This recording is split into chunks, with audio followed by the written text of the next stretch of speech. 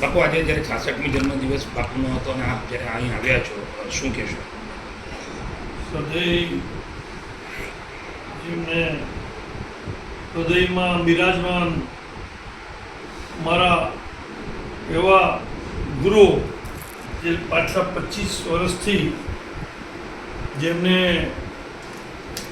મારા ઉપર હાથ છે, આજે એમના આવ્યા પછી મારે ત્યાં અનેક પ્રકારની પ્રગતિઓ થઈ. આજે જ્યારે મને અહીંયા ગુરુદેવના 66મો જન્મોત્સવમાં મારો સૌભાગ્ય પ્રાપ્ત થયો અને અહીંયા આવીને એમના આશીર્વાદ લીધા. બાપુ હંમેશા જે કહે છે કે ભાઈ જીવનની અંદર કોઈકને હાથ પકડીને ઊભા કરવાની તાકાત રાખો ને એમને આ જીવનની અંદર આ 886મી કથામાં એમણે આજ દિવસ સુધી વિદ્યાર્થીઓનો માટે, સ્કૂલ માટે, પછી મંદિરો માટે એમણે ચારે બાજુ આહવા ડાંગ અને એમનો તો હું સાક્ષી છું.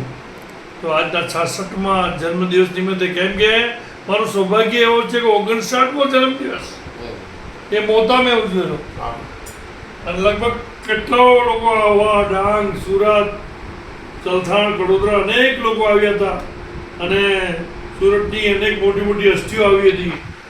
અમારા ઘનશ્યામભાઈ સોની પણ હતા. તો એ પણ સૌભાગ્ય મને પ્રાપ્ત થયો. બાપુના આશીર્વાદ કાયમ મારા માટે રહે.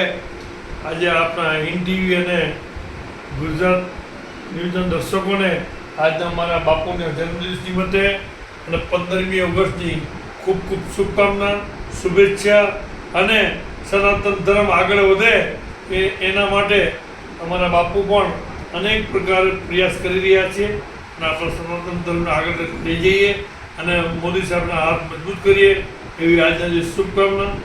જય સિયારામ, જય ગૌ માતા. ચાલો, સરસ.